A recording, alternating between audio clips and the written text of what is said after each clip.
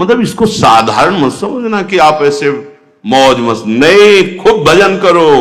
ब्रह्मचर्य बहुत जोर का ये यम है। ब्रह्मचर्य के बिना जीवन मृत है, मृत जीवन। ब्रह्मचर्य अमृत है। मन, वाणी, शरीर बड़ा भारी इनका साधना में योग है। 8 प्रकार के मैथुनों का सर्वथा त्यागी ही ब्रह्मचारी कहा जाता है। पूज्यपाद श्री उड़िया बाबा जी महाराज, मूर्तिमान ब्रह्म, ब्रह्मचर्य ही महान सामर्थ, परम पुरुषार्थ, भगवत प्राप्ति का प्रबल साधन है।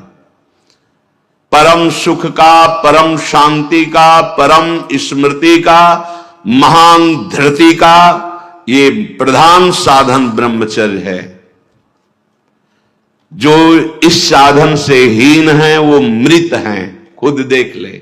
स्मृति काम नहीं, शरीर में विशेष रजोगुण का प्रभाव, भोग वासना से जलता हुआ हृदय, छल कपट, आगे चलकर शरीर पीड़ा से युक्त हो जाना, बुझा बुझा स्वभाव रहना, हृदय में एक विशेष चिंता, कल्पनात्मक भय, विषाद और पशुवत आचरण, ब्रह्मचर्यहीन जीवन। जो ब्रह्मचर्य धारण करना चाहे, भगवत मार्ग में जो चलते हैं उनके लिए तो है ही, पर जो भी परम सुख, परम आनंद और लोक में उन्नति, परलोक में परम पद, उसे ब्रह्मचर्य अवश्य धारण करना चाहिए। वैरागी के लिए नैष्ठिक ब्रह्मचर्य, आजीवन ब्रह्मचर्य। प्रवृत्ति गृहस्थ मार्ग के लिए संयम पूर्वक ब्रह्मचर्य का बर्ताव करना। जब तक पाणी ग्रहण संस्कार ना हो तब तक ब्रह्मचर्य अवश्य रहो। यदि उस समय तक ब्रह्मचर्य नहीं रहते तो तुम गृहस्थी को ठीक से नहीं चला पाओगे, वास्तविक अच्छे गृहस्थ नहीं बन सकते हो। जो तुम्हारी गृहस्थ की वृत्तियां हैं उनमें तुम सफल नहीं हो पाओगे। व्यभिचार व्यक्ति का सर्वनाश कर देता है। 20 वर्ष या 22 वर्ष की अवस्था तक तो सबको, जो भी बच्चे हैं उनको शिक्षा देनी चाहिए, ब्रह्मचर्य का ही पालन करें। बहुत सुंदर खेती गेहूं की लहलहाती हुई है और देहाती भाषा में उसे गलेत कहते हैं। गलेत मतलब बाली निकलने को है।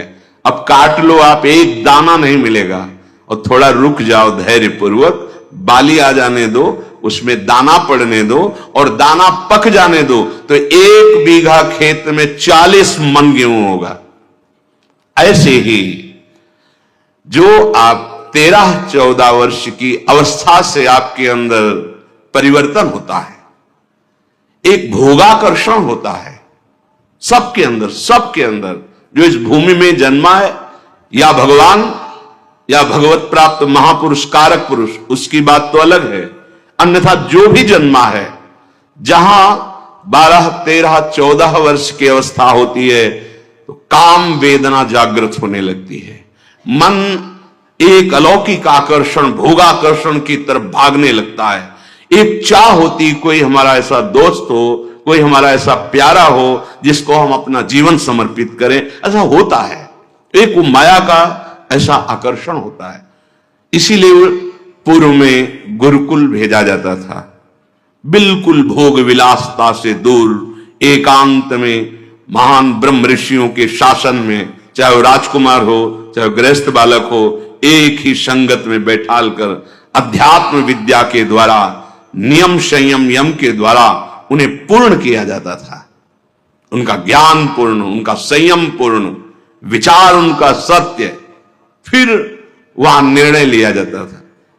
अब मैं आजीवन नैष्ठिक ब्रह्मचारी रहकर संन्यास लूंगा, अब मैं गृहस्थ में जाऊंगा। दोनों की पद्धतियां थी। गुरुजनों को संतुष्ट करके एक विरक्त मार्ग में चले जाते, गृहस्थ मार्ग में। जो गृहस्थ मार्ग में जाते, पाणी ग्रहण हुआ, उसमें भी गुरुकुल में रहकर शिक्षा मिली है। कब, कैसे, किस विधान से हमें ब्रह्मचर्य का गृहस्थ में प्रयोग करना है। ऐसा नहीं कि मनमानी व्यभिचार प्रवृत्ति। यहां तो अब ऐसे आचरणों की बढ़ोतरी हो रही जहां शास्त्र, संयम, गुरुजनों की आज्ञा, इनका तो कोई महत्व ही नहीं रह गया है। कैसी कलयुग की विचित्र मलिन चाल। जिस अवस्था में असंग रहकर विद्या का अध्ययन करना, स्वास्थ्यवर्धक चेष्टाएं करके स्वस्थ होना, समाज सेवक, देश सेवक, परिवार को सुख पहुंचाने वाला आचरण, अध्यात्म विद्या का ज्ञान, वहां छोटे से ही भोग वासना प्रवृत्ति की बढ़ोतरी, वो दोस्ती, विपरीत भावनाएं, व्यसन। समलो भाई, सबसे हाथ जोड़ के कह रहा हूं, बहुत कीमती आपका जीवन है। जिस जीवन को छोटे छोटे बच्चे गांजा, भांग, अफीम, ड्रग्स, चरस, ये क्या हो रहा है? अभी आपकी 20-22 वर्ष की अवस्था है, आप व्यसन में आसक्त हो गए, आप व्यभिचार में आसक्त हो गए, तो किस बुद्धि से आप देश सेवा करेंगे? किस बुद्धि से आप अपना उद्धार या अपने परिवार को सुख पहुंचाएंगे?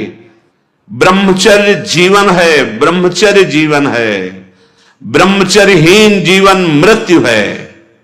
पूज्यपाद सिउड़िया बाबा जी महाराज, साक्षात ब्रह्म। जिसको ब्रह्मचर्य धारण करना है, ध्यान देकर सुनिए। सबसे पहला कार्य उसकी दिनचर्या में, चाहे बच्चा हो, चाहे जवान हो, या जो कोई भी हो, सूर्य उदय के पहले रात्रि के चौथे प्रहर में ही जाग जाना चाहिए। अपने तो अर्धरात्रि के बाद ही जाग जाते हैं। चौथे पहर में प्रातः 4 बजे बिल्कुल जग जाना चाहिए। और जो 8-10 बजे तक सोता है, वो कोई भी वो ब्रह्मचारी रह ही नहीं सकता, ब्रह्मचर्य रह ही नहीं सकता। वो स्वप्न दोष का शिकार होगा, वो नाना प्रकार की कुचेष्टाओं का शिकार होगा, पक्का। क्योंकि बुद्धि को सत्य प्रकाश की तरफ प्रेरित करने वाले भगवान भुवन भास्कर हैं। वो पधार रहे हो, आप सो रहे हो सैया पे, आपकी आयु, श्री, कीर्ति, बल सब नष्ट होगा। देखो ना, जो 10-10 बजे तक सोते हैं, देखो ना, उनसे बात करके देखो, एकदम ऐसा लगता है बुझा हुआ जीवन, कोई भागवतिक तेज उत्साह न वाणी में, न नेत्रों में, न तन में। क्या जीवन, मृत जीवन। सबसे पहला नियम लीजिए, जहां भी आपको शब्द सुनाई दे, आपका जीवन ब्रह्मचर्य ही अमृत है और आपका जीवन ब्रह्मचर्यहीन ही मृत्यु है। ब्रह्मचर्य रहने के लिए आपको अपनी दिनचर्या सुधारनी होगी। प्रातः 4 बजे आपको उठना ही होगा, तभी आप ब्रह्मचर्य रह सकते हैं। अगर आप नहीं उठते तो आप देख लेना, इसका आध्यात्मिक प्रभाव पड़ता है। आप देखिएगा 3 बजे से लेकर के सूर्य उदय के तक अगर आप सोते हैं, तो आपका स्वप्न दोष बढ़ेगा, आपका संयम बिगड़ेगा। अगर आप कोई ऐसी कुचेष्टाएं नहीं किए हैं, तो स्वप्न दोष की संभावना ही नहीं होती। आप बाल्यावस्था से कुचेष्टाएं करते हैं, संयम विरुद्ध रहते हैं, तो आप ना चाहते हुए फिर सामर्थ्यहीन हो जाते हैं, ब्रह्मचर्यहीन हो जाते हैं। बहुत ध्यान दें, ये अध्यात्म में जैसे पूरा मकान बनने के लिए नींव मजबूत होना जरूरी है, चाहे जयखंड का बना लो आप, अगर नींव मजबूत है। नींव मजबूत नहीं तो फिर मकान ढह जाएगा। ऐसे ही ब्रह्मचर्य हर मार्ग की नींव है। चाहे जिस मार्ग में चलना चाहो, चाहे जिस संप्रदाय में चलना चाहो, चाहे लौकिक मार्ग हो या पारलौकिक, आपका ब्रह्मचर्य नींव है जीवन की। इसको मनोरंजन मत समझो। कैसी तुम्हारी दुर्बुद्धि, अपने हाथ से तुम अपना नाश करते हो। कैसी कैसी दुर्बुद्धि जागृत हो गई, सावधान। पूज्यपाद बाबा कह रहे हैं, जब प्रातः काल उठो, कोई भी हो, अगर थोड़ी भी आस्तिकता है तभी तो ब्रह्मचर्य की भावना आप धारण करोगे। तो उठकर पहला कार्य प्रभु का स्मरण। अपने तो प्रभु के स्मरण की सरसता प्राप्त करने के लिए पहले तो गुरुदेव और भक्तों का स्मरण, फिर प्रभु को। मोरे मन प्रभुस विश्वासा, राम ते अधिक राम कर दासा। भक्त सुमिरन से भगवान बहुत जल्दी प्रसन्न हो जाते हैं। हरि को निज यस्ते अधिक भक्तन यस पर प्यार।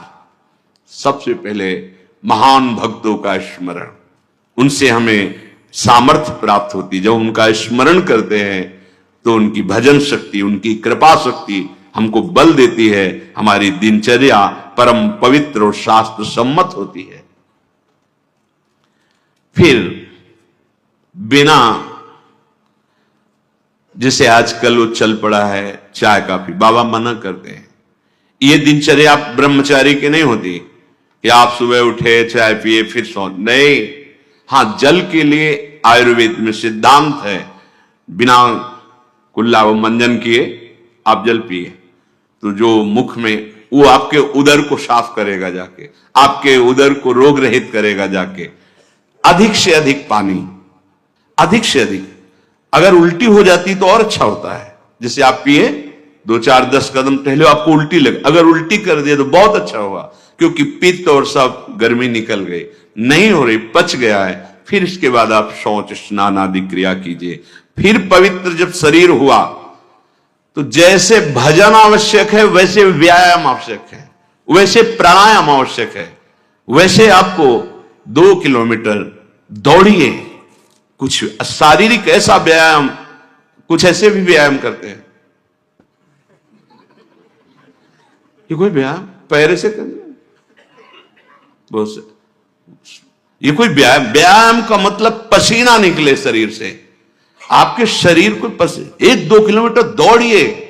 अच्छा, बाहर दौड़ने को नहीं तो जगह जगह ऐसी सुविधाएं आजकल हो गई हो, ट्रेडमिल, हाँ उसमें, और ऐसे कुछ साधन है जिनसे करिए। ये भजन है। अगर शरीर स्वस्थ है, पुष्ट है, तो आप भगवत सेवा, देश सेवा सब कर सकते हैं। व्यायाम और जैसे भजन आवश्यक। अगर तुम्हें व्यायाम ही करना है, तुम जवान हो और 3-4 खंड की सीढ़ी, तो नीचे आओ, नीचे से ऊपर 11 बार उतरो, दौड़ो, अभी व्यायाम हो जाएगा। नीचे सीढ़ी से शुरू करो और ऊपर तक जाओ, फिर नीचे आओ, फिर ऊपर 11 बार कर लो, देखो पसीना आ जाएगा, दौड़ो। ब्रह्मचारी बनना है तो ब्रह्मचर्य पचाने के लिए भी तो चाहिए ना। अब आधा घंटा पद्मासन, 30 मिनट कोई बहुत नहीं होता। बैठ करके आप प्राणायाम, अनुलोम विलोम, जो भी, जो आजकल शिक्षाएं भी दी जाती है इसकी, आप उसको कीजिए। आसन पे बैठिए, आपका शरीर स्वस्थ रहेगा। फिर अगर आप विद्यार्थी हैं तो जैसे हम शास्त्र स्वाध्याय करते हैं उसी भावना से आप विद्या, आप देखो अगर स्मृति आपकी प्रवीण ना हो तो बताना। और आहार आपका सात्विक हो। छोटे छोटे बच्चे, चाय काफी, ये अवस्था है बच्चों की, चाय काफी के। अब 50-60 की अवस्था हो गई, शरीर बहुत, वो ठीक है। ऑफिस में बहुत काम पड़ रहा है, वो थोड़ा ठीक है। अब नए नए बच्चे हैं और चाय काफी और ये व्यसन, भला ब्रह्मचर्य रह पाओगे? वैसे रह जाता है। परम पवित्र विचार वाला, परम पवित्र आहार वाला, परम पवित्र जब आपकी चेष्टाएं, तब इस महान शक्ति को धारण किया जाता है। ऐसे थोड़ी होता है। बड़े बड़े महापुरुषों से मिल मिलकर, रो रो कर प्रार्थना करके आप बताइए, उपाय बताइए जिससे हम अपने साधन संयम को नियमित संयम में रख सके, ऐसे भाव से चल सके। आपको तो बिना किसी प्रयास के सुनने को मिल रहा है महापुरुषों की बातें। बिल्कुल समझ, आप रह के देखिएगा, एक नवीन उत्साह। और हारिएगा नहीं। आपने यदि गलत संस्कार बना लिए तो हारिए मत। कुछ समय तक बिना चाहे वो अभ्यास आपको गिराएगा, लेकिन आप बिल्कुल नियम संयम में दृढ़ रहिए, धीरे धीरे शांत हो जाएगा। ये आप धीरे धीरे शांत हो जाएगा। अब आपकी दिनचर्या में 2 प्रकार के ब्रह्मचर्य, एक आजीवन ब्रह्मचर्य, तो वैरागी का तो आजीवन ब्रह्मचर्य होता है। जो प्रवृत्ति गृहस्थ मार्ग में, उनका संयम का होता है। शास्त्र संयम के अनुसार वर्ताव करे तो उसका जीवन बड़ा सुख में जाएगा। केवल मन के अनुसार चलने पर कि आप गृहस्थ हैं तो आपके लिए छूट नहीं। देखो,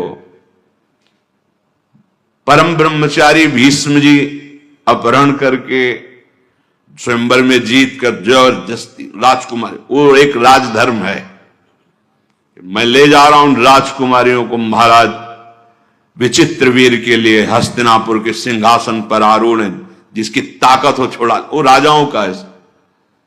अंबा ने तो अस्वीकार कर दिया कि या तो आपने अपहरण किया, आप स्वीकार कीजिए, नहीं तो मैं उनको दो जो। अब वो संयम को भूल गए। महाभारत प्रसंग में है, राजा क्षमा रोग हो गया और मृत्यु को प्राप्त हो गए। बहुत सावधानी, ऐसा नहीं कि आप गृहस्थ में हो तो आप, ये कोई आपके लिए धर्म नहीं है। धर्म संतानोत्पत्ति, भगवान की सृष्टि पूजा के लिए, वो भी संयम भगवत भाव में स्थित रहते हुए। ये मनुष्य जीवन ऐसे बर्बाद करने के लिए नहीं मिला है मनमानी आचरण।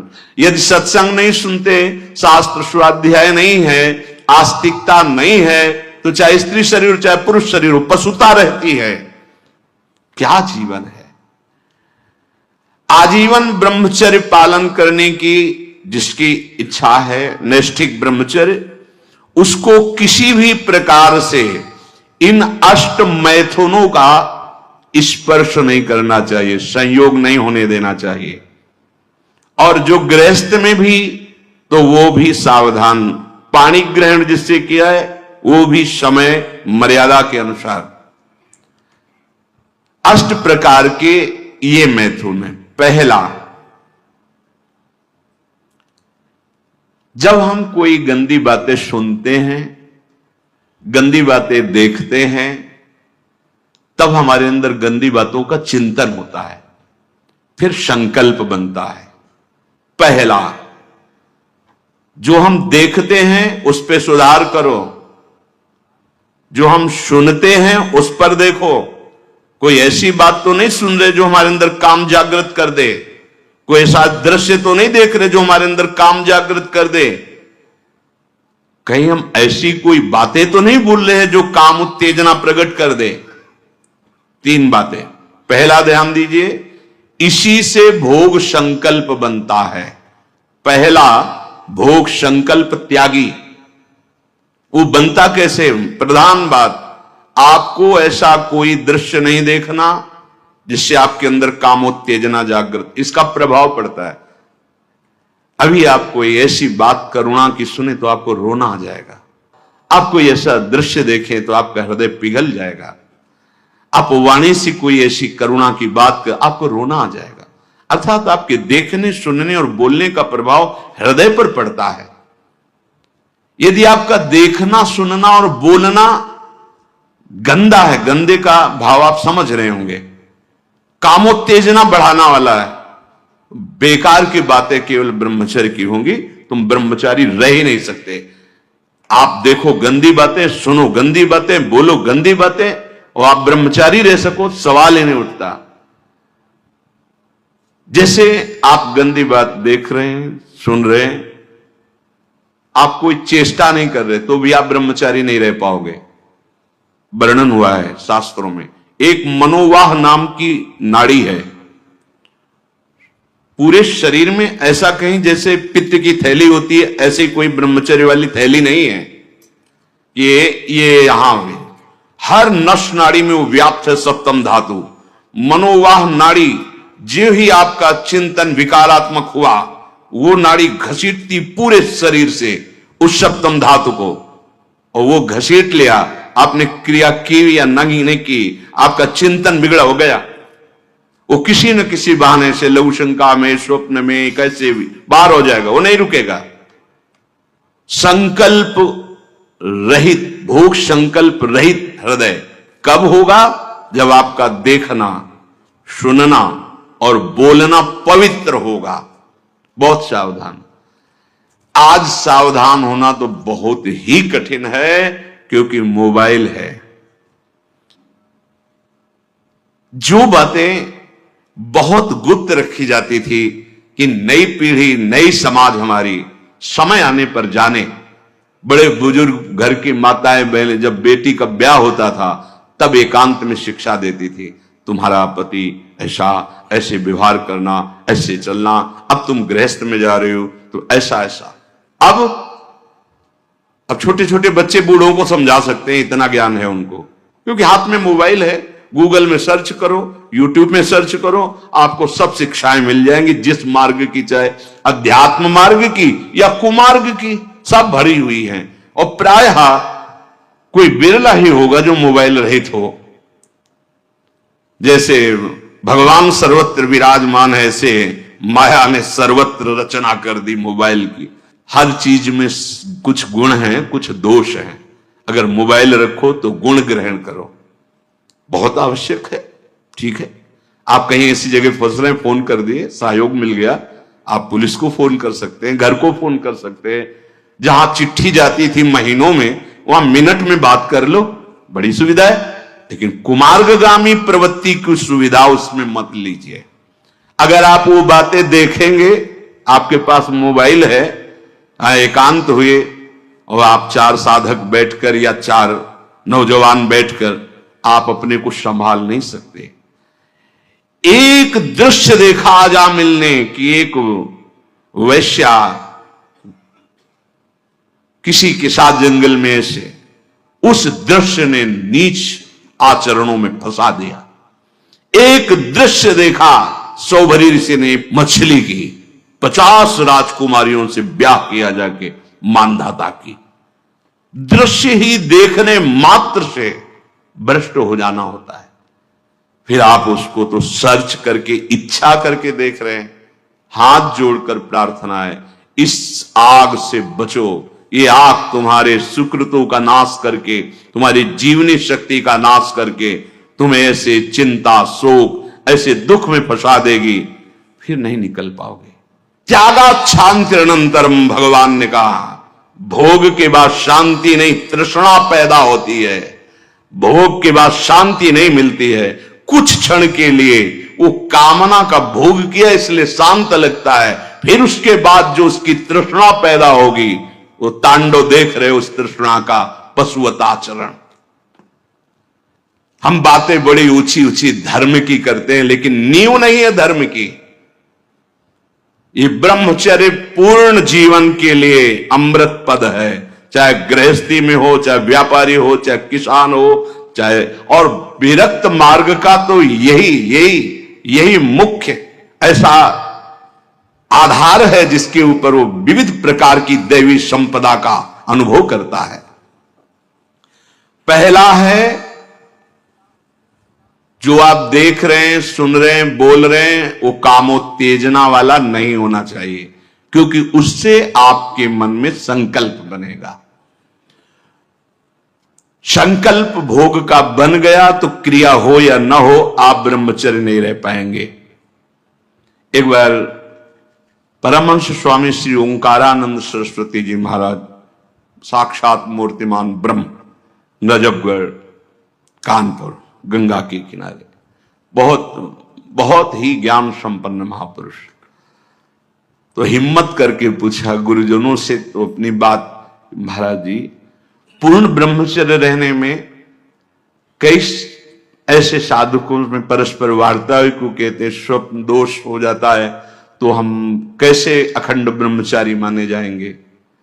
महाराज ने जो वचन बोले, यदि आप कोई कुचेष्टा नहीं करते और कुछ काल के बाद ऐसा होता है, आपने स्वप्न में भी कोई गंदे दृश्य या गंदी भावना नहीं देखी, स्वाभाविक आप जगे ऐसा, तो बोले जैसे उफान आती है किसी वस्तु में, वो वास्तविक जो ब्रह्मचर्य, जो संतानोत्पत्ति वाला, वो नहीं निकल पाएगा। उसके ऊपरी भाग का, उससे कोई हानि नहीं होती। यदि आपने कुछ चेष्टा पहले से अभ्यास की है और आपका स्वप्न में गलत संकल्प बन गया है, फिर वो वैसा माना जाएगा। इसलिए संकल्प का त्याग करे, कभी कुचेष्टा न करे। स्वाभाविक कभी खान पान बिगड़ गया या कभी स्वाभाविक ऐसे अधिक श्रम, अधिक थक जाने से ऐसा हुआ, तो बोले वो ब्रह्मचर्य खंडन नहीं माना जाता, ऐसा उन्होंने बताया। दूसरा, अब हम सामने तो आंख नहीं मिला रहे काम भाव से, लेकिन हम छुप करके किसी शरीर को देख रहे हैं। किसी शरीर का प्रयोग इसलिए किया कि चाहे जो साधक हो, जिस भावना का साधक हो, काम भाव से किसी भी शरीर को देखना वो उसके लिए अष्टमैथुनों में आता है और वो ब्रह्मचर्य नहीं धारण कर पाएगा। भावनाएं हैं अलग अलग, काम भावना का अलग अलग आरोप शरीरों में किया गया है। समय परिवर्तन के साथ बुद्धि का परिवर्तन होता जाता है, कामनाओं का अलग रूप होता चला जाता है। जो हमने कभी शास्त्रों में नहीं पढ़ा वो देखने को मिल रहा है। किसी भी शरीर की तरफ छुपकर या किसी बहाने से काम भाव से देखना, अगर ऐसा देखते हैं तो आप अष्ट मैथुनों के अंतर्गत है और आपका भाव बिगड़ जाएगा, आप संयम से नहीं रह पाएंगे। एक बार दृष्टि भूल से चली जाए उसे देखना नहीं कहते। जैसे आप मारो, अचानक दृष्टि गई, बस आप हटा लीजिए। जैसे यमुना स्नान करने गए, गंगा स्नान करने गए, यहां जहां सब परिवार स्नान करते, अचानक दृष्टि गई है, अब दोबारा नहीं देखना। अगर दोबारा देख लिया तो अष्ट मैथुन के अंतर्गत आता, वो आपका भाव बिगाड़ देगा। भूल से दृष्टि चली जाए तत्काल उधर से दृष्टि हटा लें। किसी भी माता बहन को, जिसको जो गृहस्थ में पाणी ग्रहण किया वो अर्धांगिनी, इसके अलावा जहां भी दृष्टि जाए अपनी दृष्टि को सुधारना है। जैसे हम अपनी मां के पास रहते हैं तो क्या भाव हो, कोई गलत भाव थोड़ी आता। अपनी बहन के साथ रहते हैं तो क्या गलत भाव आता है? वो तो राक्षस है जिसके अंदर गलत भाव है, वो मनुष्य थोड़ी है। अरे बहन बेटी मां है तो परम पवित्र, इनके तो चरण रज माथे पे रखते हैं, माथा इनके चरणों में रखते हैं। देखो कितनी सुंदर रीति हमारी ने तो देखा है। कभी बेटी से पैर नहीं छुआते थे पिता, पैर छूते ही थे। हाँ, बेटी के पैर छूते, ये देवी दुर्गा के स्वरूप मानते, एक कन्याएं ये सब भगवती का स्वरूप है ऐसा मानते। और बहन जब राखी बांधती है तो भाई तो माथा रखता ही है, चरण छूता ही है, पूज्य भाव रखना। ऐसे ही जननी सम जान ही पर नारी, ये सब भगवती अम्बा की अंश स्वरूपा है। अपने लोग तो सब श्री जी की सखियां हैं, लाडली जी की दुलारी प्यारी सखियां हैं, अपने को ऐसा भाव। अगर हम स्त्री को, किसी भी स्त्री शरीर को देखकर भोग भावना करते हैं, हमारा पतन निश्चित है। कोई क्रिया हो या ना हो, यह चिंतन वाली बात है, ध्यान रखना। किसी भी माता बहन को भोग बुद्धि से, जैसे शास्त्रों में कहा गया नरकस्य नारी, बात है कि तुम्हारी भोग भावना जो नारी के प्रति है, यह नरक पहुंचा देगी। त्रिविधम नरकस्येदम द्वारम नाशन मात्मना कामः क्रोधा तथा लोभा तस्मादेव त्रयम त्यजेत। माताओं बहनों की तरफ देख करके काम भाव से उनको देखना तो तुम समझ लो नरक जाने का रास्ता फिट कर रहे हो। त्रिविधम नरकस्येदम, शास्त्रों ने तो जगदम्बा कहा है, शास्त्रों ने तो मां कहा है इनको। जननी सम जानो पर नारी, कहां जगत की जो वार्ता है वो कहां शास्त्र के विरुद्ध पहुंच रही। शास्त्र उसको कह रहा है जो माताओं बहनों को गलत दृष्टि से देख रहा है कि नरक, ये तुम्हारे नरक का हेतु बनेगा जो तुम देख रहे हो स्त्री को काम भाव से। आगे कह रहे हैं किसी भी तरह से खिलवाड़ करना। बच्चे हैं, बच्चियां हैं, अब उनको तो ज्ञान नहीं है कि आप गलत स्पर्श कर रहे हैं, आप गलत ढंग से छू रहे हैं, और आप अपनी वासना का पोषण करने के लिए छोटे बच्चों को, बच्चियों को गोद में बैठा ले, खिला रहे, और आपकी भावना दूषित हो रही। ये सत्संग है, बहुत होश में सुनिए। साधु हैं या परमार्थ के पथिक हैं या गृहस्थ है, अंतर में बैठा हुआ अंतर्यामी देख रहा है आप क्या देख रहे हो और आप क्या सोच रहे हो। बस जो ब्रह्म स्वरूप महापुरुष हो गए, स्वयं बालकवत वो खेल रहे हो, विचरण कर, तुम्हारी स्थिति नहीं है। अंतर की वृत्ति भ्रष्ट होने में देर नहीं लगती है। वो अबोध अवस्था को प्राप्त बालक बालिकाएं हैं, भगवान का स्वरूप मानकर दूर से अगर वैराग्य मार्ग के पथि को दूर से स्पर्श करने का अधिकार नहीं, स्पर्श करने का साथ, वो ब्रह्मबोध संपन्न महापुरुष जो स्वयं बालवत परमहंस अवस्था को प्राप्त, वो बच्चों के साथ खेलते हैं, जहां कामना की कोई गंध ही नहीं, ब्रह्म स्वरूप है, अपने होश में। किसी बालक को किसी भी तरह से दुलार करना, वो वात्सल्य नहीं होगा आपके अंदर, वो वासना होगी। ध्यान देना, बहुत सावधानी का विषय है ये। हम तो बच्चों के साथ खेलते हैं, नहीं, तुम बच्चों के साथ खेलते नहीं, अपनी वासना को बढ़ावा दे रहे हो। उपासक उपासना का बढ़ावा करता है। दूर से देखो, चरणों में प्रणाम करो, मेरे लाडली लालिनी बच्चों में खेल रहे, प्रणाम किया, निकल गए। ऐसा किसी भी तरह से स्पर्श करने का अधिकार नहीं है। वो महापुरुष जो भगवत प्राप्त है, वो खुद वैसे धूल दूषित उनके साथ खेल रहे, उनकी क्षमता हमारे हृदय में नहीं जागृत है, चूक हो जाएगी। बहुत सावधानी का।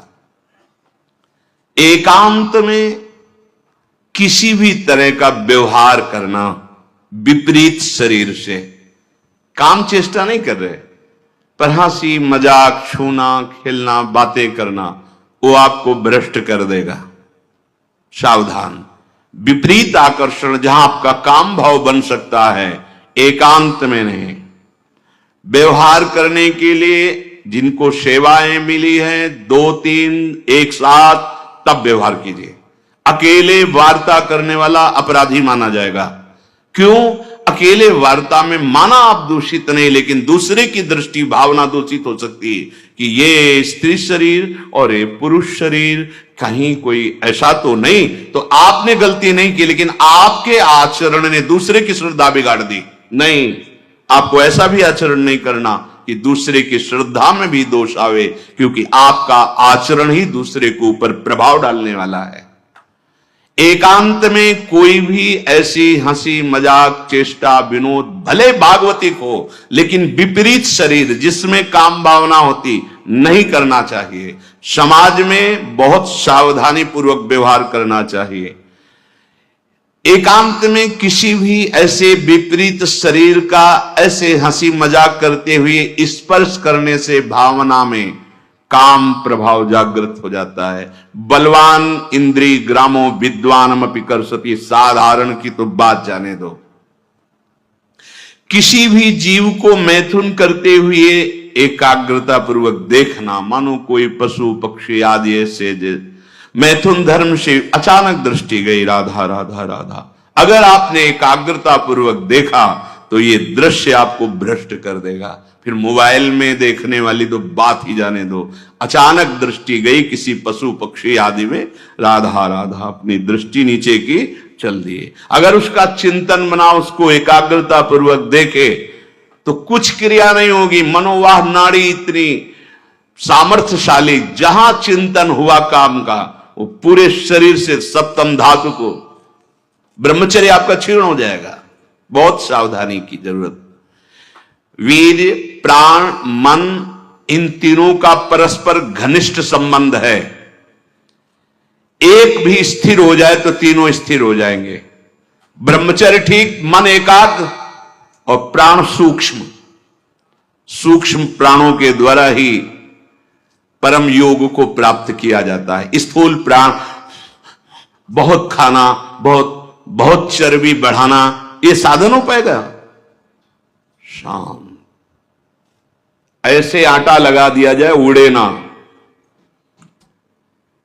श्वास प्रश्वास चल रही, उस आटे पर धक्का भी नहीं लगना चाहिए, तब समझना चाहिए कि प्राणवायु सूक्ष्म हो रही। इन बातों का कोई ध्यान ही नहीं हो रहा, बस मनमानी आचरण। बहुत इतना खा लिया और उसी को पचाने में पूरी शक्ति लग गई। भजन और एकाग्रता और इंद्रिय संयम तो बात जाने दो, इतना पा लिया। वीर, प्राण, मन, तीनों का परस्पर घनिष्ठ संबंध है और उपासना में तीनों का बहुत बड़ा योगदान है। प्राण सूक्ष्म। देखो, नाम जब आप श्वास लेते हैं आराम से, और नाम चल रहा है कसा, फिर श्वास आराम से, नाम चल रहा है। अब स्थूल प्राण है, बैठे हो, सुनाई दे रही आवाज प्राणवायु, सांप की सी फुसकार निकल रही, आप साधक हैं, आप उपासक, इतने स्थूल प्राण, तो आप मंत्र कहां चला पा रहे हैं? इसका मतलब मंत्र नहीं चल रहा। आराम से शांत श्वास, प्राण जिसका ब्रह्मचर्य ठीक है, बिना प्राणायाम के भी वो सूक्ष्म हो जाएगा। जिसका प्राण सूक्ष्म है, ब्रह्मचर्य ठीक है, मन को एकाग्र करने के लिए ज्यादा श्रम नहीं करना पड़ता। ये तीनों एक तार जुड़े हुए हैं। ब्रह्मचर्य ठीक नहीं, मन भयानक चंचल बदमाश होता चला जाएगा, गंदी से गंदी बात पेश करेगा आपके सामने, गंदे से गंदे आचरण करेगा, भूल जाएगा कि हम मनुष्य हैं, पशुवत आचरण में उतार देगा। ब्रह्मचर्य, प्राण, मन तीनों का परस्पर बहुत घनिष्ठ संबंध है। एक स्थिर कर लो, ब्रह्मचर्य, बहुत गंभीरता स्वभाव में आ जाएगी। ब्रह्मचारी का स्वभाव गंभीर होता है, विचार परिपक्व होता है, स्मृति प्रवीण होती है उसकी, और हर कष्ट सहने की सामर्थ्य होती। गर्मी, सर्दी, बरसात, पीड़ा, अपमान, निंदा, वो महान शीतलता अंदर प्रदान करता है। मस्ती एक रहती है, और कहीं निरंतर भजन और ब्रह्मचर्य, फिर क्या दुर्लभ रह गया संसार में उसके लिए। इसलिए हमारे शास्त्रों ने, ब्रह्म ऋषियों ने ब्रह्मचर्य पर बहुत जोर दिया है। ब्रह्मचर्य रहने वाले उपासक को इन बातों का ध्यान देना चाहिए। यदि कब्ज पेट में रहेगी तो बिना क्रिया के भी ब्रह्मचर्यहीन होने लगोगे। गर्मी बर्दाश्त नहीं ज्यादा, ये जितने नए पदार्थ पाने वाली लोलुपता है, ये सब ब्रह्मचर्य नाश करने वाली। ये जो आप जिसे पिज्जा कहते हैं, इसमें जो ऊपर लेप लगाए जाते हैं, जो बनता है वो गरिष्ठ है, बहुत गरिष्ठ है, पाचन तंत्रों पर भारी प्रभाव बनाकर एक कब्ज बनाने वाली चीजें। आपको ये 32 दांत दिए गए, वो अच्छे से चबा चबा के लुगदी में थोड़ा खाओ, बहुत देर चबा कर स्वाद लेकर के अंदर जब किया तो जो मुख में पाचन, यहां वो जो थूक आदि निकलते हैं, उससे ऐसे रस होते हैं जो उसको पाचन करते हैं। बहुत संभाल, ये भोजन का बहुत योगदान है। अगर कब्ज हो रही है तो ये अनुभव में लाई हुई वस्तु है, ये ईशबगोल की भूसी और छोटी हरड़। जैसे 1 चम्मच 1.5 चम्मच ईशबगोल की भूसी, और अगर आप पहली बार तो आधा चम्मच वो हर छोटी वाली हर मिला लीजिए और 250 ग्राम दूध में पा करके सेवन की। वो ऐसा नहीं करेगी कि आपका एकदम पेट साफ कर देगी। 10 दिन 15 दिन लगा, वो धीरे धीरे आपकी आंतों से वो ऐसा, ये सेवन किए, बहुत समय तक सेवन किए, क्योंकि कभी ऐसे जैसे रूखा सूखा मिला, कभी ना मिला, तो ऐसे कब्ज की तो ये पास रखते थे, थोड़ा ईशबगोल की भूसी और हर। दूध ना मिला तो थोड़ा पानी से ले लिया, थोड़ा कम प्रभाव पड़ेगा, पर वो धीरे धीरे। अति ऐसी औषधियां जो आंतों को जाके, वो भी नहीं ठीक है, क्योंकि वो सीधे इतनी गर्म होती है, ब्रह्मचर्य का नाश कर देगा। बहुत संयम की आवश्यकता है ब्रह्मचर्य के लिए। तो कब्ज मत होने दीजिए, और जल की कमी नहीं होनी चाहिए। 2.5-3 लीटर जल तो होना चाहिए। आपकी जो एसिड बनती है, आप लघुशंका जो होती है, उससे आपके स्वास्थ्य को लाभ मिलता है। सुबह से शयन तक 2.5-3 लीटर पानी पीना ही चाहिए, यदि आप संयम से चलना चाहते हो। मैदा और गरिष्ठ वस्तुएं, चाय और कॉफी ब्रह्मचारी के लिए निषेध है। अब नौजवान बच्चे हैं, चाय और कॉफी भैया काहे को? 60-50 की अवस्था है, शरीर थोड़ा रुग्ण जैसा, तो आप चाय आदि ले लीजिए। आपको चाय की क्या आवश्यकता है? आपका तो ब्रह्मचर्य खुद इतना पावरफुल, चाय और कॉफी तो विघ्न है आपके लिए। बहुत कलयुग का बड़ा भारी प्रभाव है। आगे कह रहे हैं कि अत्यंत आवश्यक हो तो शरीर जिसका रोगी है उसकी सेवा के लिए अगर आपको सेवा लगाई गई है, या किसी को सेवा कार्य के लिए ऐसे बकाया किसी को स्पर्श मत करो, क्योंकि सबके शरीरों में परमाणु होते हैं, अपने अपने स्वभाव, अपने अपने आचरण, शरीर में, वस्त्र में, सैया में। एक विश्राम स्थली पे जो आपकी सैया है, आप कैसे सोते हैं उसमें उसके परमाणु हैं, वस्त्र में परमाणु हैं, शरीर में परमाणु हैं। अगर आप ऐसा ही व्यवहार रखेंगे तो आप लड़ नहीं पाएंगे, आपके परमाणु इतने पुष्ट नहीं होंगे कि आप विकारों पर विजय प्राप्त करें। स्वाभाविक भीड़ में कोई छू रहा हो बात अलग है, हमें छूने की चेष्टा, अगर किसी रोगी की सेवा तो फिर विचार नहीं करना है, कोई सेवा पे है तो हमें विचार नहीं करना है। स्वाभाविक ऐसे हंसी मजाक या व्यवहार में हम बचें, स्पर्श से बचें। यहां वो छुआछूत वाला स्पर्श नहीं, अपने परमार्थ को पुष्ट करने की बात है। कभी किसी को मजाक में भी अश्लील बातें मत करो, मजाक से भी। जैसे हंसी मजाक में आप ऐसे, उसका प्रभाव पड़ेगा, वो शब्द है, वो आपके अंदर पहुंचेगा, मनन करेगा और फिर वासना जागृत कर देगा। आप कोई ऐसे कपड़े बनावटी मत पहनो, आप अपने शरीर की वेशभूषा ऐसी मत बनाओ, आप ऐसे शौकीनी प्रकट मत करो जिससे तुम्हारा शरीराभिमान पुष्ट हो। इससे काम बढ़ेगा, इससे वासना बढ़ेगी। बाबा कह रहे हैं कि ऐसे कपड़े, ऐसी सजावट, ऐसी बनावट, ऐसे लेपों के लगाने से शरीराभिमान पुष्ट होता है और आपकी काम वासना बढ़ती है। शरीर मन बुद्धि किसी की भी उन्नति नहीं होती जो शरीर सजाने में, शरीर के, उससे सब बिगड़ जाता है। देहाभिमान, देह भाव पुष्ट होता है, देह भाव पुष्टता में ही सारे विकार अपना राज्य करते हैं। बहुत सावधानी की जरूरत है, बहुत सावधानी। बड़ा पवित्र वेश रखो, पवित्र वस्त्र पहनो, हाँ सावधानी पूर्वक चलो। इससे कोई वीआईपी पना प्रकट नहीं होता, इससे आपकी मन की, आपकी बुद्धि की, आपकी चित्त की दशा गलत मार्ग में चली जाएगी। क्योंकि शरीर भाव आप पुष्ट कर रहे हैं, शरीर को दिखाना, शरीर का सजा। हम ये नहीं कहते कि आप बाबा जी बन जाओ, आप सब पूरे मुख में रज लगाओ, ये तो हम लोगों के लिए। पर आप उचित, ऐसी सभ्य पोशाक हमारे देश की रही है, बड़ी मर्यादापूर्ण रही है, आप उस पर ध्यान दीजिएगा। क्योंकि आप ऐसे जैसे शरीर सजाना, सही, इससे आपको दुख मिलेगा, आपका मन वासना में हो जाएगा, आपकी भावनाएं दूषित हो जाएंगी। संत समागम तो शरीर राग नष्ट करने के लिए, परमानंद। आप भजन करो, देखो आपको ऐसा सौंदर्य प्राप्त होगा, अंदर आपका ऐसा सुंदर रूप होगा।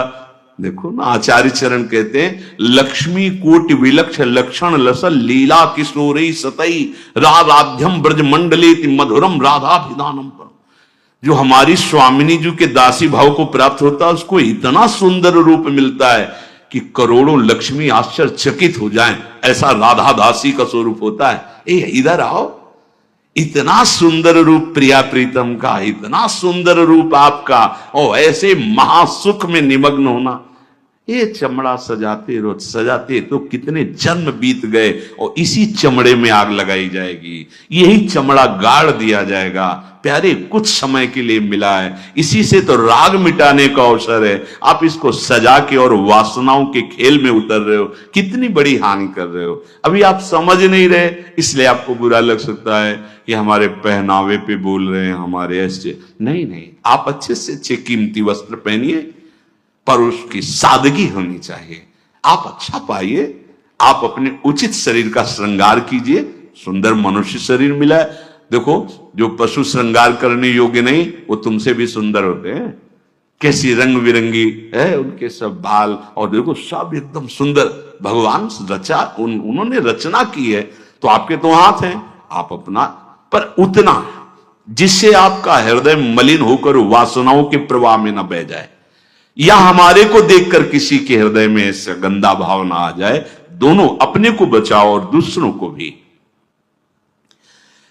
जो तुम्हारे मन में काम भाव पैदा कर दे, ऐसे पदार्थ मत पाओ। अनुभव करो, भोजन पाते हो, पाने के बाद भजन में मन लग रहा है या वासना में जा रहा है?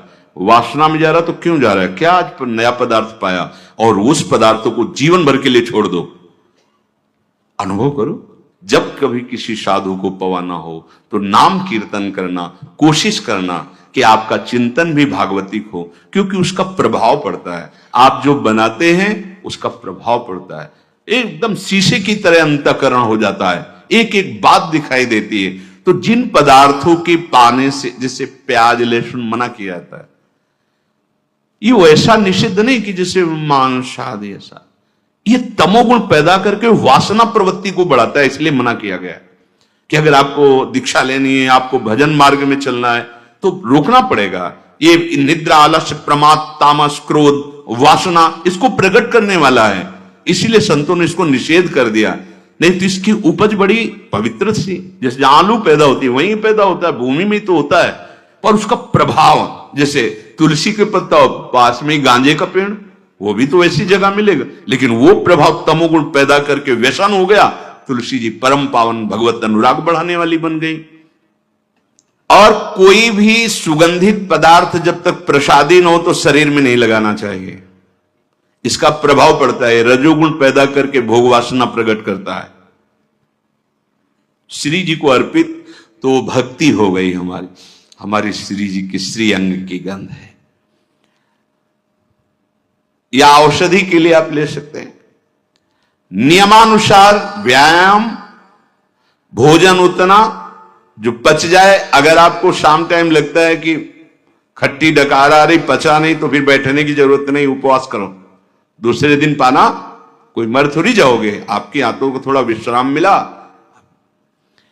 प्रतिदिन सोते समय दांतों की सफाई करके सोएं, आपके दांत ठीक होने चाहिए, क्योंकि आप अच्छे से चबाएंगे तब आपकी पाचन शक्ति ठीक होगी।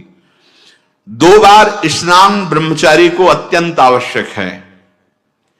और यहां पेट में ठंडा ठंडा जल ऐसे, यहां तो कई बार जल डालिए, जैसे ऊपर स्नान किया, फिर आधे यहां नाभि से लेकर 10 कमंडल कम से कम ऐसे आराम आराम से, आपके ब्रह्मचर्य की बहुत पुष्टता होगी और आपकी गर्मी शांत होगी। रात्रि के समय सोते समय विचार कीजिए, आज हमसे कौन सा विचार, कौन सी चेष्टा ऐसी गलत हुई जो नहीं होनी चाहिए, और उसको नियम लेकर दूसरे दिन से ना होने पावे। आप खुद विचार कीजिए। मांस और शराब और कोई भी नशा, ये तो कहीं प्रवेश ही नहीं है, पर धोखे से भी कभी बिल्कुल नहीं। ब्रह्मचर्य रहना है, भगवत प्राप्ति करना है, तो आप वृत्ति भगवदाकार है। अब वो खेल खेले, उनकी बात अलग है महापुरुषों की, वो तो 10 तोला जहर भी खा के पचा जाते, ऐसे संत हुए।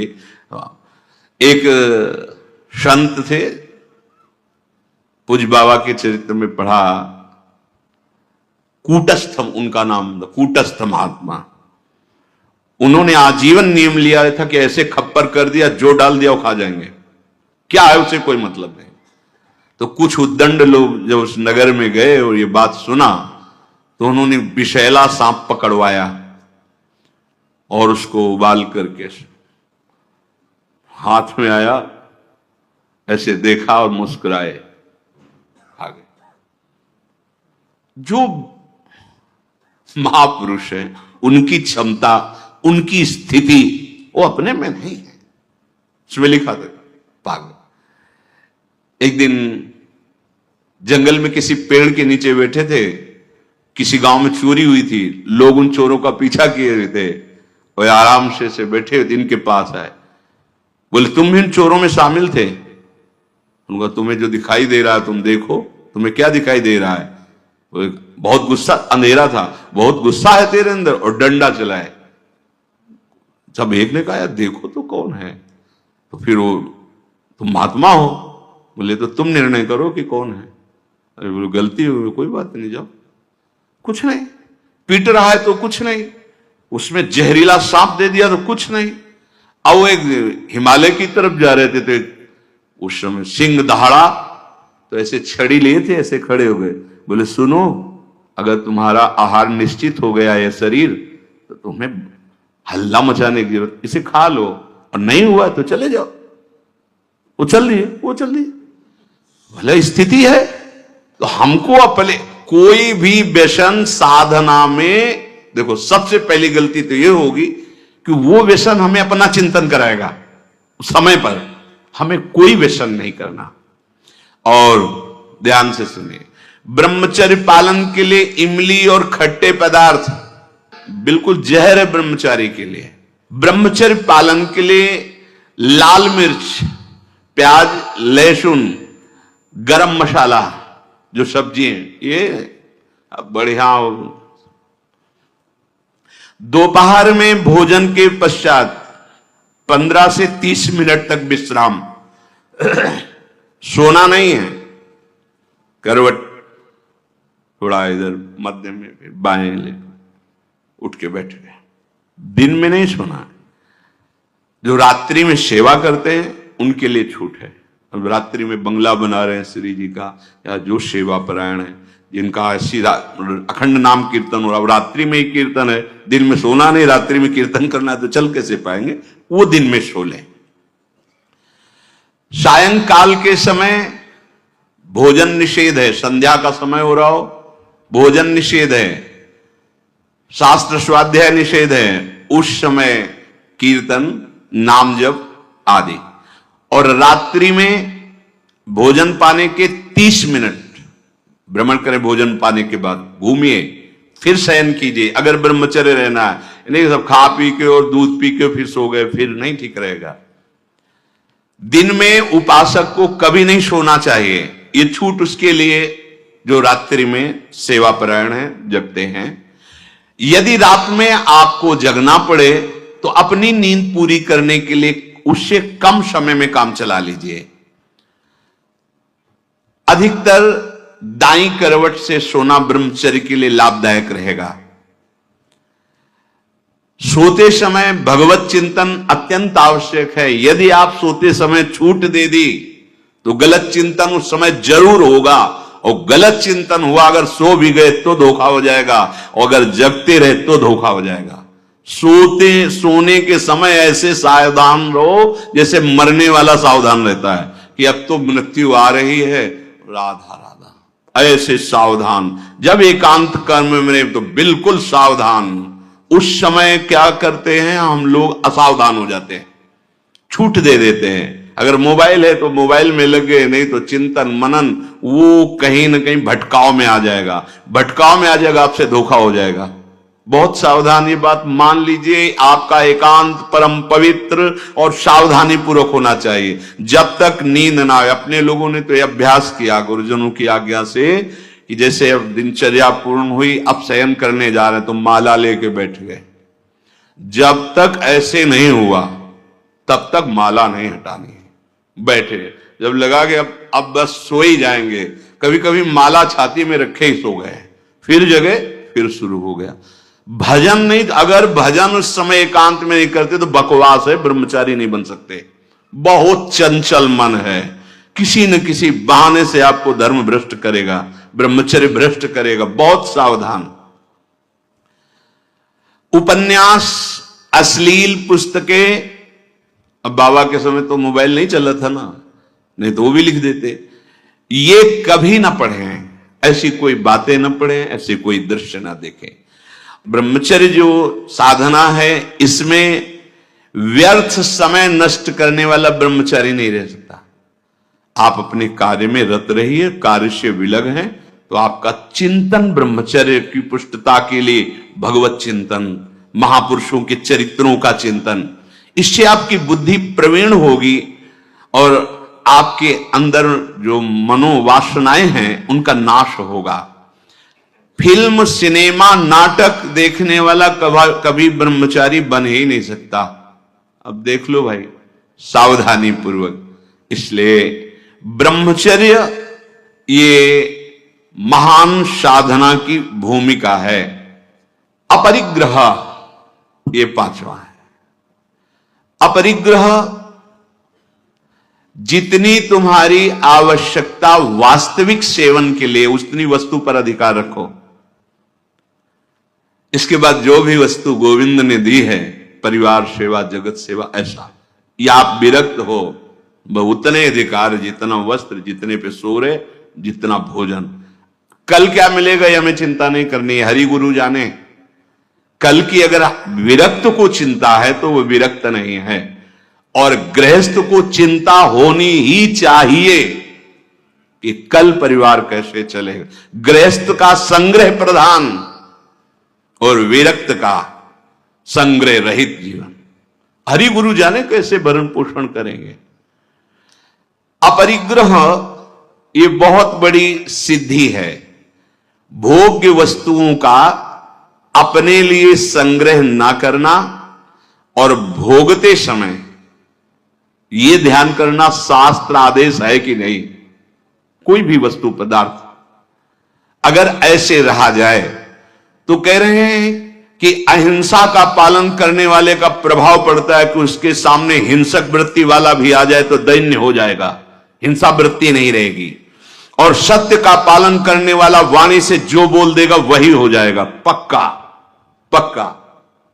अगर आप झूठ नहीं बोलते और सत्य का पालन करते हैं तो ठीक वैसा ही हो जाएगा। आस्ते जो इसने कभी किसी चोरी आदि ये जो अभी पीछे वर्णन हुआ नहीं करता तो सब दिव्य रत्न जो चाहेगा उसके अंदर संपत्ति के रूप में जागृत हो जाएगा। जैसा वैभव चाहेगा वैसा वैभव आ जाएगा। और ब्रह्मचर्य का पालन करने से शारीरिक मानसिक दिव्यता प्रकट हो जाती है और महान पराक्रमी संकल्प वाला बन जाता है। संकल्प वाला, भुजदंड भले ऐसे ना हो पर उसका संकल्प ऐसा होगा कि जो चाहेगा वो कर सकता है। अध्यात्म बल परिपूर्ण और अपरिग्रह, वो जन्म जन्मांतर की बातें जानने लगेगा। उसके अंदर ऐसा ज्ञान जागृत हो जाएगा कि भूत भविष्य वर्तमान तीनों काल का, जो केवल धर्म संज्ञक भोगों को भगवत प्राप्ति के लिए भोगता है और अपने लिए भोगों का संग्रह नहीं करता, समाज सेवा परिवार सेवा भगवत सेवा भाव, तो उसके अंदर ऐसा ज्ञान जागृत होता है कि जन्म जन्मांतरों की बातों को जान लेता है। ब्रह्मचर्य से सारी सिद्धियां जागृत हो जाती है। इसलिए परमार्थ के पथिक में बड़ी दिव्यता होती है। इन दिव्यताओं का जो आज वर्णन हुआ, इनका मनन करें और भगवत बल से इनको धारण करें। श्री राधा वल्लभ लाल की।